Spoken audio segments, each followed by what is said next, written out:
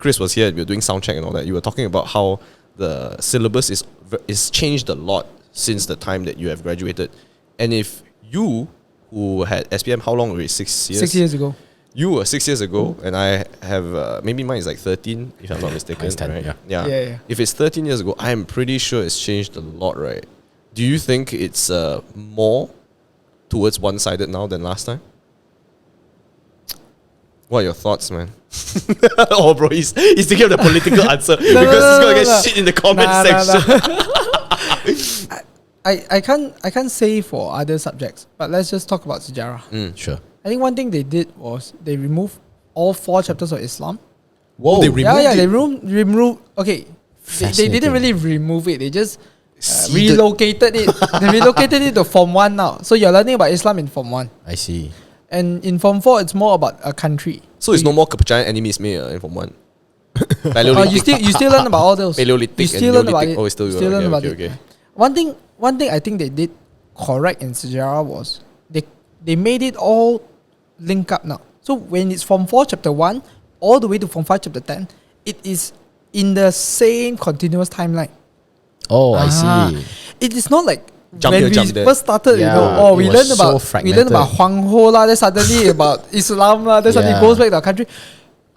That is one thing they did correctly lah. So the order of things is better. Order of things is better. That's more like the how. Yeah. Maybe the how got better.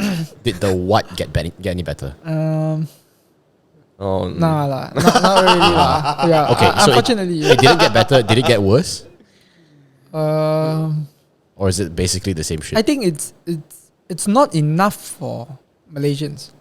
I think Why do you think that? because it's still watered down. Like why do we need 4 chapters about explaining about why this country runs or why this country has a sovereign right to rule?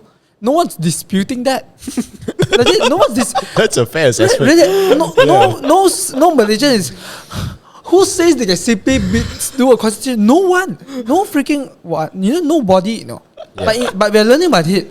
So that really cranks my gears up. Like it really makes me very angry because I'm teaching them stuff, and when it comes to constitution, of course, there's a lot of legal terms inside, and I have to teach my poor students that.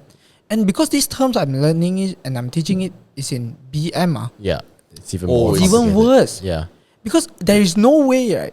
Okay, for example, if I want, because normally I teach my Sejarah classes in English. Yeah. You teach in English? I teach in English. Because I tried teaching it in BM, right? They said, no, please. No, also because they really love it in English. Okay. Because finally they can understand. Right. Because honestly, it's a language barrier. It is not a understanding barrier, it's a language barrier. So yeah, when I when I teach my students, right? Yeah, it's quite sad lah. So when you teach in English, do you feel like when you teach that whole entire 4 chapters of what do you call it? Do they question it like you as well? Yeah, absolutely. Because like for example, Perlembagaan Persekutuan. I will ask my students, sure, apakah maksud Perlembagaan Persekutuan? Or what do you guys know about Perlembagaan Persekutuan? I don't know. I never don't know. Say okay. Then I'm like, okay, how do I explain to them? So I use English. Oh, Perlembagaan Persekutuan means constitutional federation. Federation's constitution, meaning the country's constitution lah. Yeah. I still don't know what is it. So I use 2 languages and they still don't understand. So you have to simplify it. Legitimately break it down. So what is Perlembagaan? Perlembagaan means constitution. What is constitution? Constitution means highest law of the land. So why do we need constitution? Because you need law lah. You need law. But why? What's the difference between undang-undang and perlembagaan? The thing about it is perlembagaan, you cannot touch it unless there's a combination of lawmakers such as people in parliament to get the approval of the Agong to change it. And perlembagaan or the constitution is very important because it doesn't allow the king to simply abuse law. He cannot abuse law. He needs to go through parliament in order to make sure that law is accepted for the people as well. Yeah. Okay. So he cannot just like, oh, I want your Yong Tau Fu, you better give it to me. I want your girlfriend. He cannot do that already. It's not Raja Berkuasa Mutlak, You know, like kings entire power. Yeah, entire power, this kind of things. So that's what I try to do lah. But it's still very hard lah. What do you think that you should be teaching in Sejarah, and how do you think it should be taught then? Nice. Because there's a lot of things to learn about Sejarah. But one thing that is very good is we learn about nationalism. So nationalism is very controversial to a lot of people. Because some people might say, "Oh, nationalism." Ever heard of Nazi-socialist? The Nazis were nationalists also, right? Why are we learning about nationalism? Right. But because Nazism, nationalism, and Malaysian nationalism is so different. Yeah. Nationalism is basically just your deep love of a country, That's and you want it to change. Yeah. Nazism is ultra love for your country that you don't even that you hate everyone else because you love your country so much. Okay, so I feel like we should learn more about it. Learn more about French Revolution. Yeah. And even learn more about Malay history, like olden day Malay history. I feel like we touched too little about that. We should learn more about Chinese history, or China's history. Why did the Chinese people come over here? Those kind of things. I think that's very important. Yeah. So that you understand.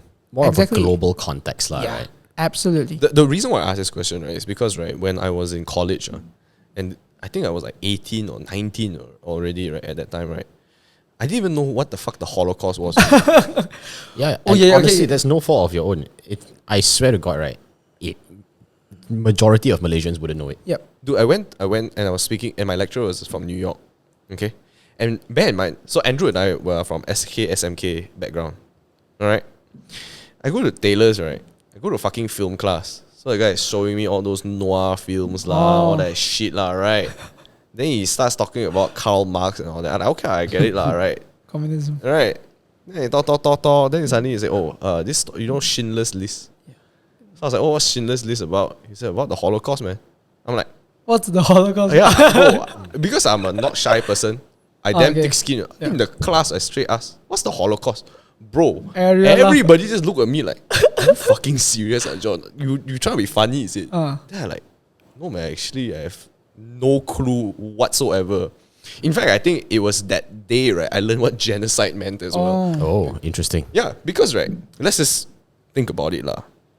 If you're a kid, would the conception of killing shitloads of people in a time frame would it even register in your mind? You wouldn't even think of that, ma. You'd be thinking like, oh, I just want to go play Maple Story lah. I wanna fucking 100%, go bro. do all that shit, right? Yeah.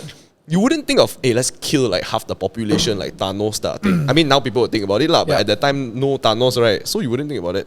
So that's why I feel like that whole global aspect, right, is something that is never taught.